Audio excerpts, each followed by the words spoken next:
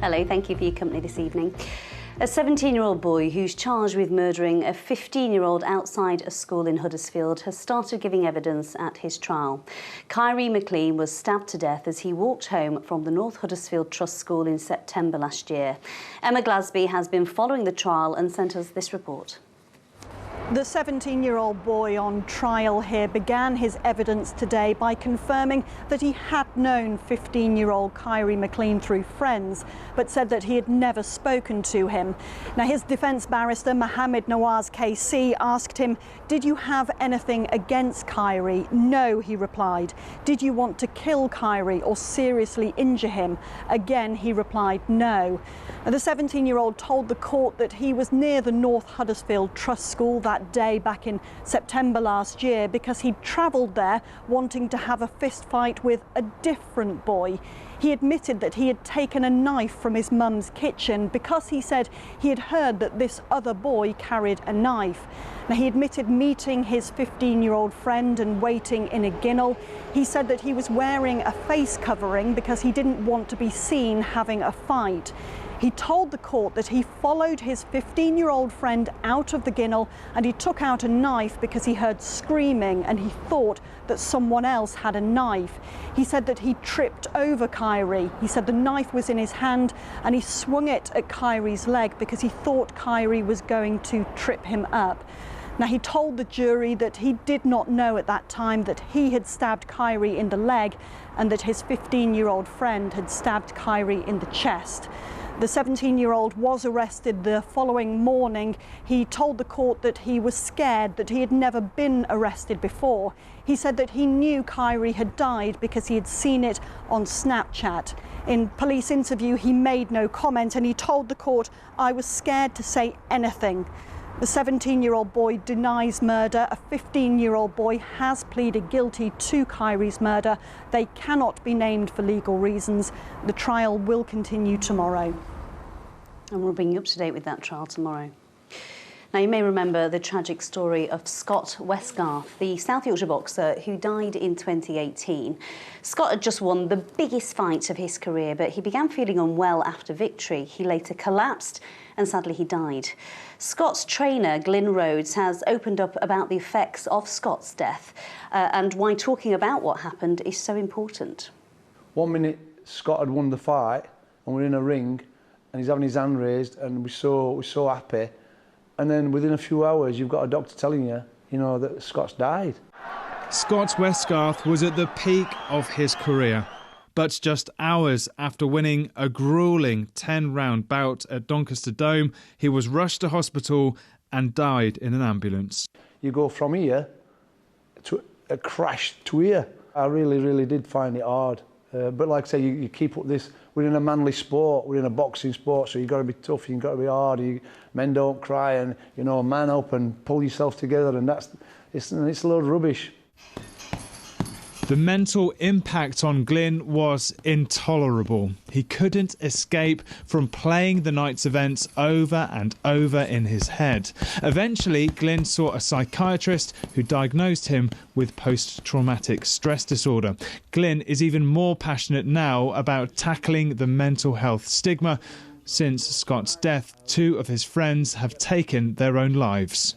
There's this thing with men where we can't show your feelings and you can't say I'm struggling, or I can't ask for help. Like my friends, both my friends who took their own lives, I just wish they'd have come and spoke to me and said, I'm struggling, because we never knew they were struggling. And Glyn, did it ever make you question whether you could continue working in this sport, bearing in mind what boxing had done to Scott? I did ask myself a lot of questions. Is this what you want to do? Can I seriously walk in this gym every day, training young kids, knowing that one day they could be involved in a tragedy? But then I thought to myself, well, you know what? Boxing does so much good, far outweighs the bad. And so I'll be doing this forever, I think. Glyn, what message do you want to get out to what is still a very macho sport of boxing? Don't think that, yeah, I'm a boxer, so I've got to act tough and I've got to act like macho. It doesn't make you any less a person or any less a boxer knowing that you've spoke to somebody close to you, your trainer or your manager or, you know, somebody in the gym, just speak to people. That's the message that I want to give out to people. Speak to people. Glyn Rose was talking to our reporter Mark Ansell there and saying just speak to someone. It's a message Luke Ambler from Andy's Man Club has been trying to get out there for the past 7 years since he started the charity. Started a campaign called It's OK to Talk, just encouraging people to get stuff off your chest, and that you don't have to feel like you're a burden, you don't have to feel weak, you don't have to feel embarrassed to do so. We had you on Look North when you first started Andy's Man Club, and it really did break the mould at the time. What's the uptake? How many fellas do you have coming to your clubs now?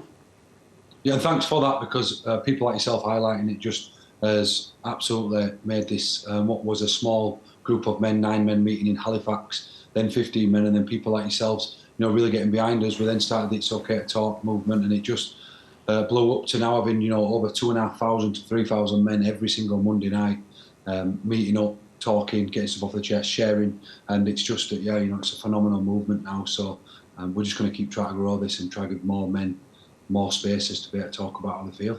And you've teamed up with Castleford Tigers Rugby League team. Football clubs are also teaming up with mental health charities. Is sport a way of breaking the stigma about mental health? Yeah, I think so. As an ex-professional rugby player, I think having people in what are classed as masculine sports like football, rugby, in terms of like masculinity, boxing, and having those people come out and say how they feel, I think it always gives that supporter or those people, those fans, that bit of hope. And I think hope is the single biggest thing that we all need right now in the world, whether that be in suicide prevention, mental health, whatever it may be. We all need that hope that tomorrow can get better, and that's what we try to do. And I think linking up with places like Castleford and all the football clubs that we've linked up with rugby around the UK, I think it can only be a force for good. And that one message to any men who are watching this tonight. But it is okay to talk. It's definitely not weak. I think we have this ideology that it's weak to talk about how you feel. It's weak to show weakness. But actually, if you look deep down and know that the actual struggle and courage it takes, you know, to be brave enough to be able to admit you've got a problem, accept it, it's a complete sign of strength. And I think that if anyone's listening now, it's okay to talk. Get down to your local group tonight, 7 o'clock, and, you know, get some off your chest, whether that be an Andy's Man Club or an alternative service. I'm sure that's helped lots of people. Luke, thanks. It's great to talk to you again. Thank you. If you or someone you know has been affected by the issues raised in our report tonight, you can contact the BBC Action Line via bbc.co.uk/action line for details of organisations which offer advice and support. You're watching Monday's Look North, still to come on tonight's programme. 20 years on from the Iraq War, we speak to one Yorkshire veteran about the legacy of the conflict.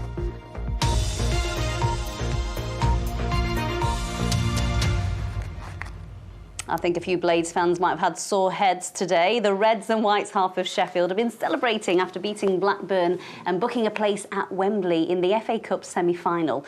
BBC Sheffield sports reporter Rob Staten has been at the team's Bramall Lane home for us today. Here he is. You won't see many better games than the one we saw here at Bramall Lane yesterday in the FA Cup. Sheffield United against Blackburn, 2 championship clubs who put on a real show. I'm elated at the performance and everything and the way the game ended, you know. And the best part is both teams really, they gave their all, you know. There can be no complaints that they didn't perform to their maximum. And it was just an incredible, incredible display from both sets of players. A great day for Sheffield United supporters who can now look forward to a weekend at Wembley against the Premier League champions Manchester City. This is what they've been saying about the Blades' victory.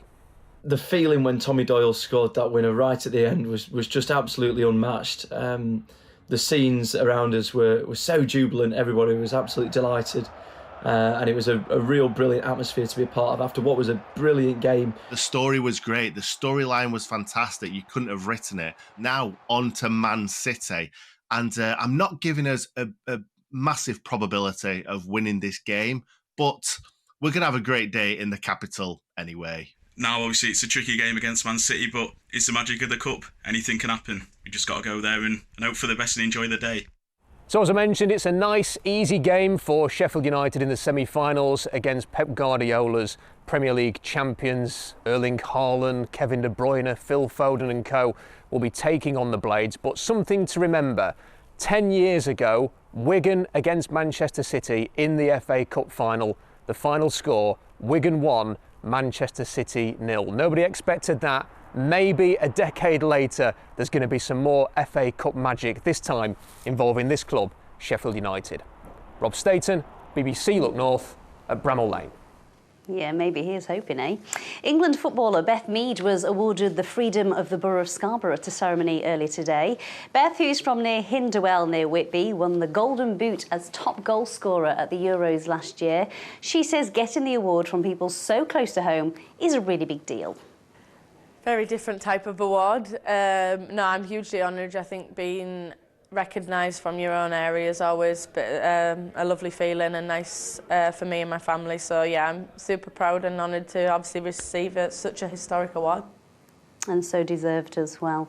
Now, Sally Hurst will be here later with a full sports roundup, but now let's bring you some other news that's coming into our newsroom. A 17-year-old boy who was killed in Leeds at the weekend has been named. Trust junior Jordan Gandhartha, known as TJ, was fatally stabbed at a house in Salisbury Grove in Armley early yesterday morning. 4 men have been arrested on suspicion of murder and remain in custody while investigations continue. Neither Doncaster or York is expected to be named as the headquarters of a new public company that will take over from Network Rail. The cities were bidding to host Great British Railways, but the Guardian newspaper says Derby has won the competition. Great British Railways will replace Network Rail and some parts of the Department for Transport. Its task will be to simplify the rail network, and it's not known when it will be established. Now, 20 years ago today, the Iraq War began as American troops invaded. UK servicemen and women soon followed as violence erupted and hundreds of thousands died in the conflict. Simon Brown, a veteran from Leeds, was badly injured during the fighting. He says he's thinking of all those who lost their lives in Iraq, but still feels inspired by the bravery and resilience he witnessed there. Kathy Killick reports.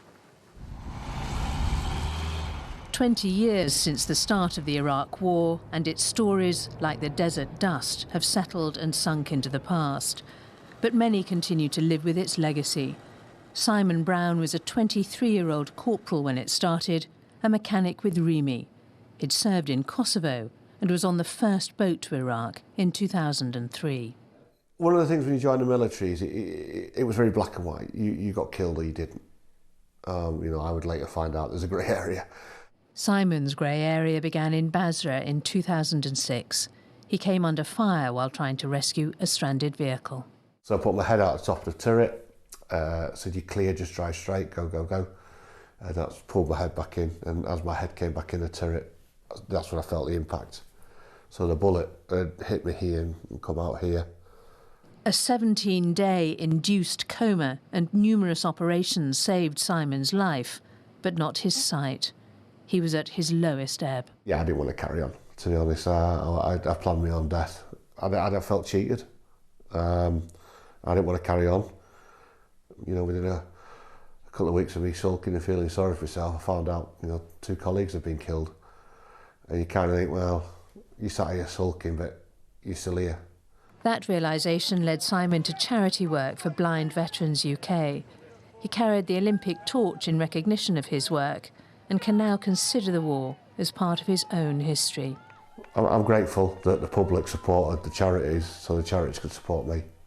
20 years later, I've got my own home, I've got a nice job, I've got great mates, I've got a good life. Thinking back to his military service, Simon is philosophical. He doesn't regret it.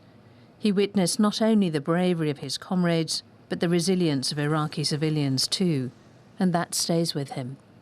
I'd rather not have had to go to war, but when you're in that environment, you get to see the incredible thing that humans can be. Recovery from the damage of war takes immense determination, and that applies to both individuals and the countries living with its consequences decades on. Kathy Killick, BBC Look North. Now, getting into sport can be more complicated if you're disabled. There are more barriers to staying active. So today, Paralympics GB launched a website to match people to accessible clubs in their area. It's called Everybody Moves. I went to the English Institute of Sport in Sheffield to find out more.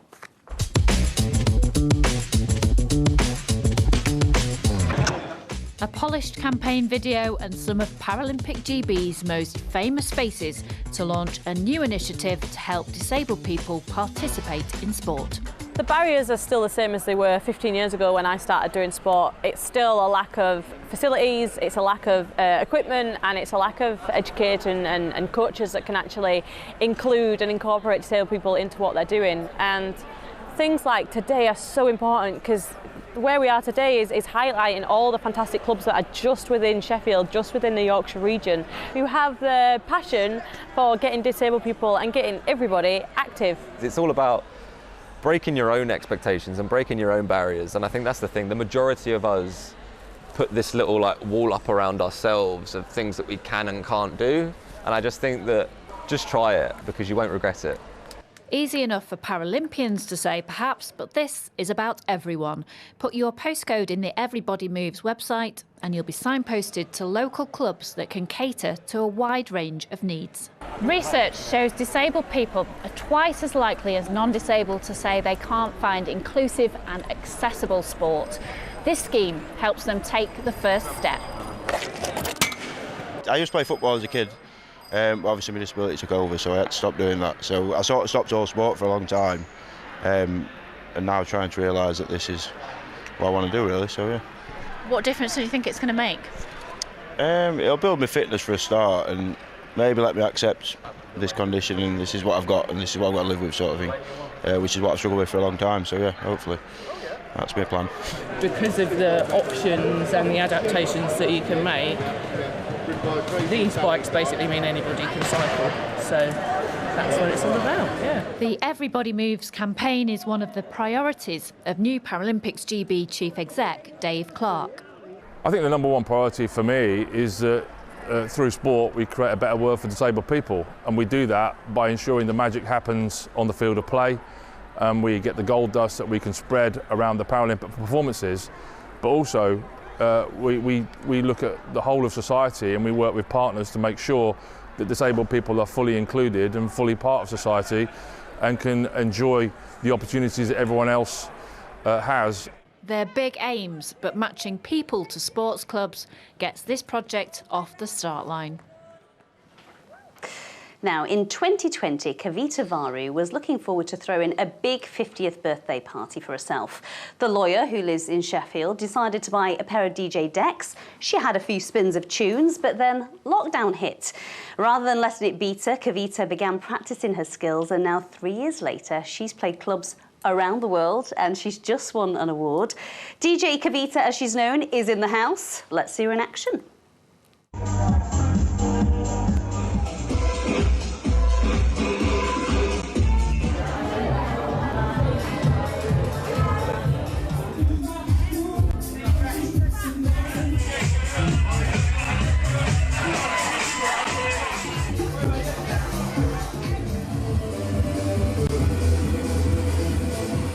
Kavita, some great tunes and some great outfits, and you haven't disappointed tonight. Great to see you. Thank you for having me. So, a lawyer, yes, a mum of 2 teenagers, yes, and a DJ. I mean, how does this all work?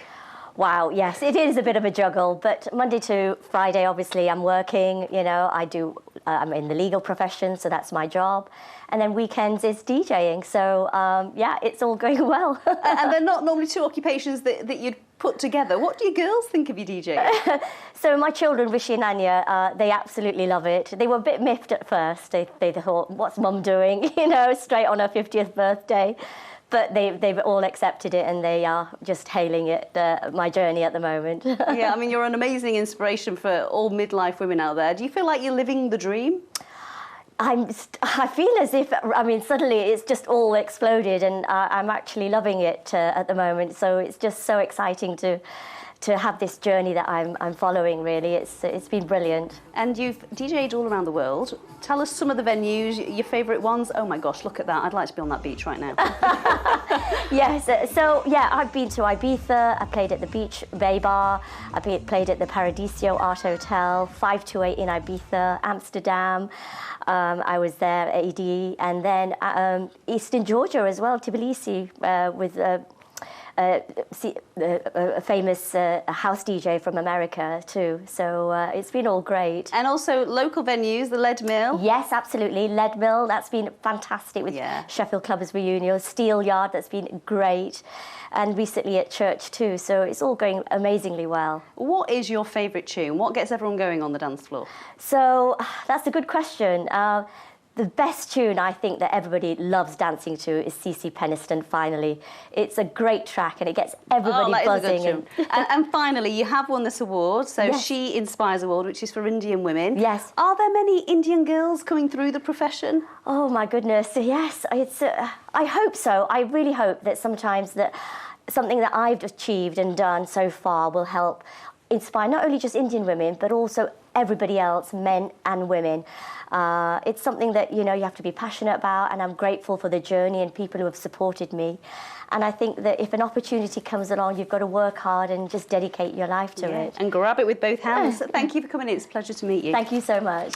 Right, Paul, where are you? Let's go over to Paul with the latest forecast. Welcome back, Paul. Thank you very much, Amy. Welcome back to you too. Let me just show you a couple of pictures from the last couple of days, and certainly yesterday was very nice. I mean, look at Clifford's Tower there. Absolutely fantastic with that cumulus type one there above the tower, and this one caught my eye from Filey yesterday, looking like the Mediterranean. I can count about 2 people on that beach, so Filey was definitely the place to be. Keep the pictures coming in on Twitter, on Instagram, or on the Weather Watcher website. So, of course, spring is upon us, and it does look as though we're going to have some really spring-like temperatures. The average at this time of the year is around about sort of 10 or 11. Some spots reaching 15 tomorrow. That's 59 Fahrenheit, but it's a moist southwesterly. It means there'll be some rain, especially tonight and tomorrow night.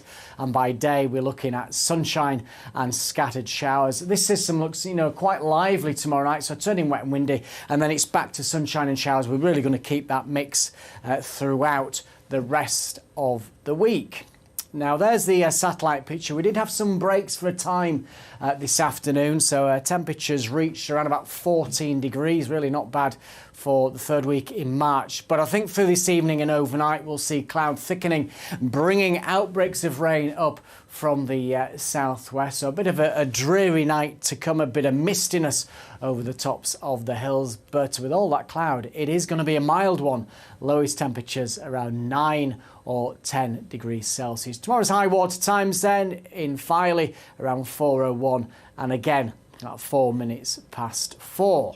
So a bit of a damp start, but it won't be long before the cloud breaks up, and then it's a mixture of sunny spells and scattered showers. 1 or 2 of the showers could be heavy, with the risk of the odd rumble of thunder, but the trend through the afternoon is for fewer showers and more in the way of sunshine, with temperatures reaching 15 Celsius, 59 Fahrenheit. Wet and windy Tuesday night, then it's back to sunshine and showers on Wednesday. Amy, that's the forecast. Thank you. It's a while since I partied on a Monday night, but I think DJ Kavita has got me in the mood. There she is on the decks. Great to see you, Kavita. That's it from us. Good night.